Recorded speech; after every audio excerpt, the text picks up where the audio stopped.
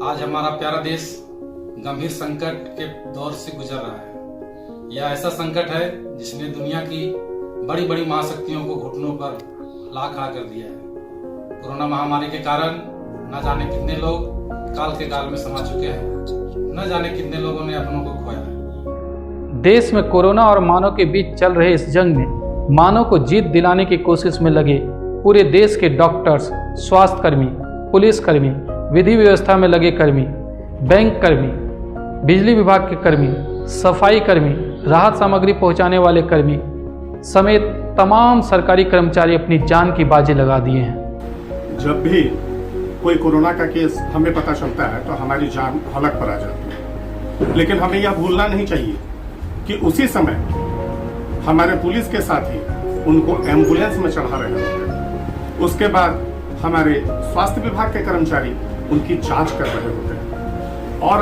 अन्य सरकारी कर्मचारी उस समय विधि व्यवस्था को संभाल रहे होते हैं। इन सब के बीच आपकी क्या फर्ज होनी चाहिए?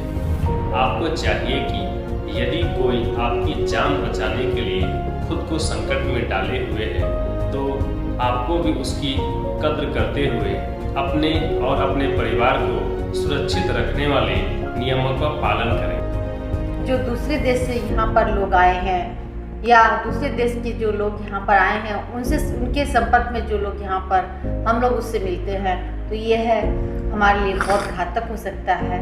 तो हमें ध्यान में रखना चाहिए कि हम किसी के संपर्क में नहीं आए। इसका एक ही उपाय है कि हम अपने घर में कैद रहें। घर से बाहर ना निकले, समय समय पर अपने हाथों को सैनिटाइज करते रहें, घर में साफ सफाई बनाए रखें, अपनी गंदी हाथों से मुंह, नाक और आंखों को ना छुए।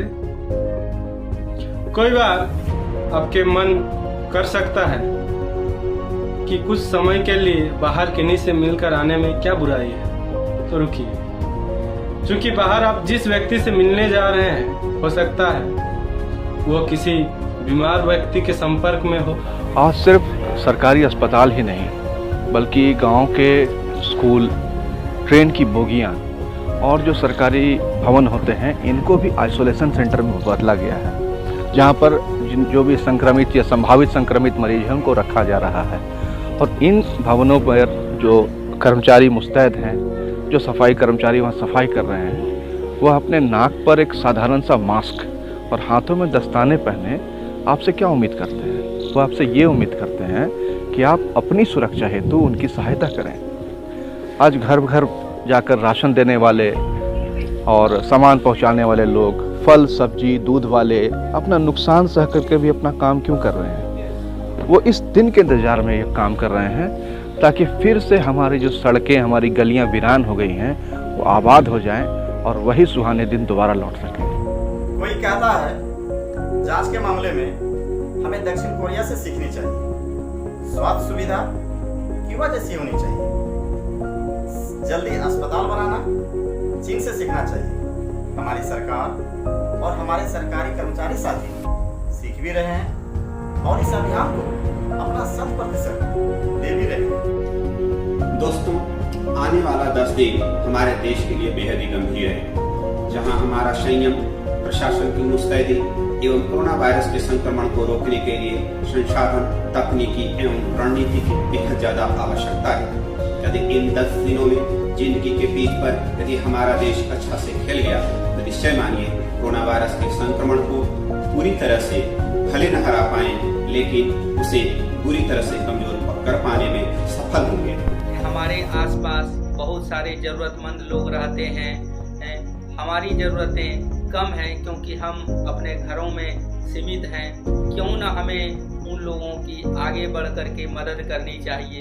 यदि बाढ़ की खेत का अतिरिक्त पानी सुखाड़ वाले खेत में चला जाए तो निश्चित ही फसल अच्छी होगी।